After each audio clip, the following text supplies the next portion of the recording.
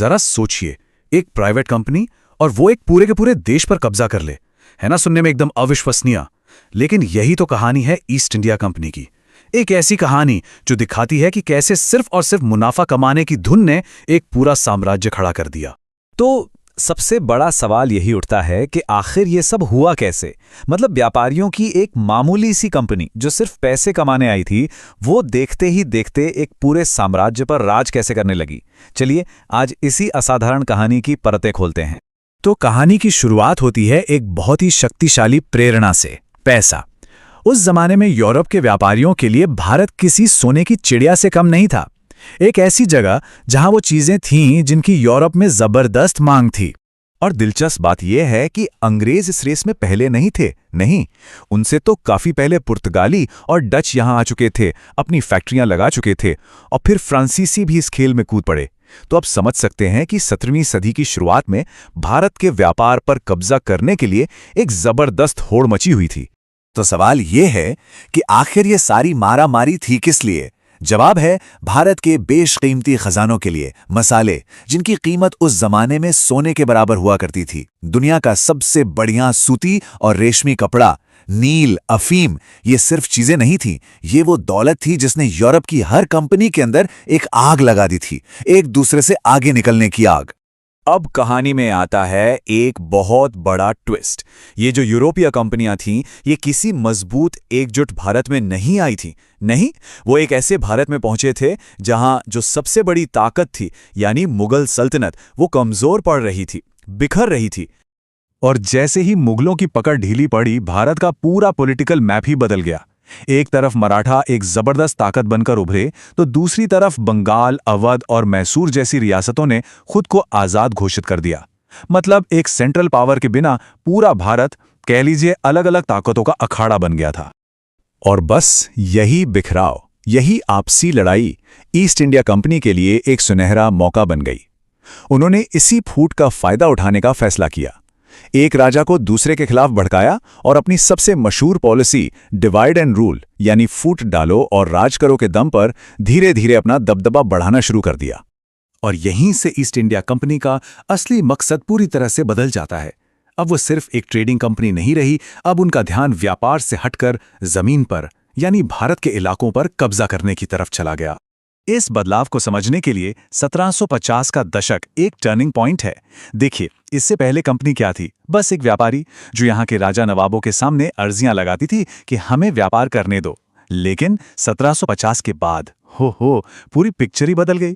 अब कंपनी एक military power बन चुकी थी, एक ऐसी ताकत जिसका एक ही मकसद था, जमीन पर कब्जा करो, टैक्स वसूलो और जो भी रास्ते में आए उसे खत्म कर दो। ये एक जबरदस्त ट्रांसफॉर्मेशन था। और इस नई सोच का सबसे बड़ा और शायद सबसे कुख्यात उदाहरण है 1757 की प्लासी की लड़ाई। देखिए, ये कोई बड़ी जंग नहीं थी जिसमें बहादुरी से जीत मिली हो। नहीं, ये तो एक सोची समझी साजिश थी। रॉबर्ट क्लाइव ने क्या किया? उसने बंगाल के नवाब सिराजुद्दौला के अपने ही सेनापति मीर जाफर को खरीद लिया। और जब लड़ाई का दिन आया तो नवाब की आधी से ज्यादा सेना ने लड़ने से ही मना कर दिया। तो ये जीत ताकत की नहीं, बल्कि धोखे की जीत थी।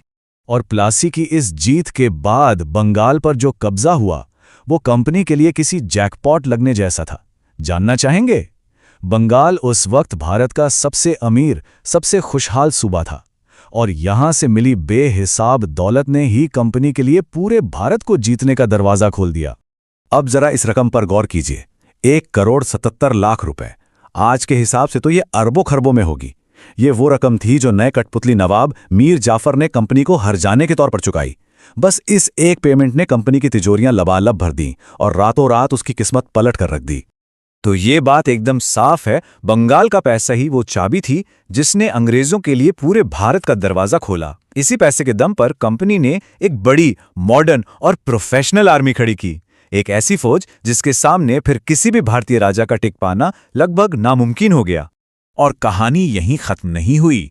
कुछ साल बाद 1764 में बक्सर की लड़ाई जीतने के बाद कंपनी के हाथ एक और भी बड़ा खजाना लगा, दीवानी राइट्स।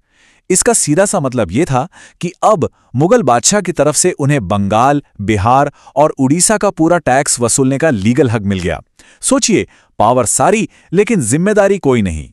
तो आप सोचिए, कंपनी के पास क्या था? बंगाल की बेहिसाब दौलत और एक बेहद ताकतवर सेना। बस इसी के दम पर कंपनी अब अपने बाकी बचे दुश्मनों को एक एक करके रास्ते से हटाने के मिशन पर निकल पड़ी। और उनका सबसे पहला और सबसे कड़ा मुकाबला हुआ दक्षिण भारत में मैसूर के ताकतवर राज्य से, जिसकी बागडोर थी हैदर अली और उनके बेहद काबिल बेटे टीपू सुल्तान के हाथों में। जी हां, वही टीपू सुल्तान जिन्हें शेरे मैसूर के नाम से जाना जाता है। देखिए, हैदर अली और टीपू सुल्तान सिर्फ बहादुर नहीं थे, वो मिलिट्री स्ट्रैटेजी के मास्टर थे। उन्होंने अंग्रेजों के दुश्मन यानी फ्रांसीसियों से दोस्ती कर ली थी, जो कंपनी के लिए एक बहुत बड़ा सिरदर्द था।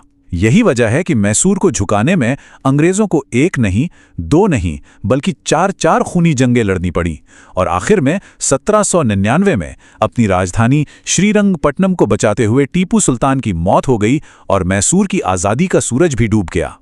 मैसूर तो रास्ते से हट गया। अब अंग्रेजों के सामने हिंदुस्तान पर एक छत्र राज करने के सपने के बीच सिर्फ एक ही दीवार खड़ी थी, एक बहुत बड़ी दीवार, मराठा साम्राज्य।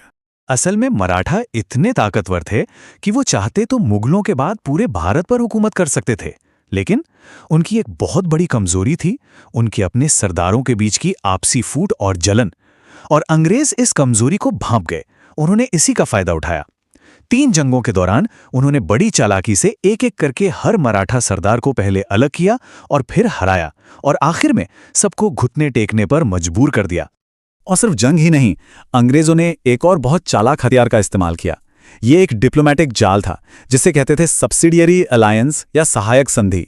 अब ये था क्या? ये एक ऐसी डील थी जिसमें किसी भी राजा को अपने ही राज्य में ब्रिटिश सेना रखनी पड़ती थी और उसका पूरा खर्चा भी उठाना पड़ता था। इस नाम की सुरक्षा के बदले में वो राजा अपनी फौज और अपनी विदेश नीति दोनों पर कंट्रोल खो देता था। मतलब बिना लड़ाई के किसी भी राज्य को अपना गुलाम बनाने का ये एक जीनियस तरीका था। तो ईस्ट इंडिया कंपनी की ये पूरी कहानी हमें एक बहुत बड़े और जरूरी सवाल पर लाकर छोड़ देती है। सवाल ये है कि आखिर होता क्या है जब किसी एक कंपनी के मुनाफे के पीछे एक पूरी की पूरी आर्मी खड़ी हो जाए और उसके शेयर होल्डर्स के लालच की कोई सीमा ही न रहे।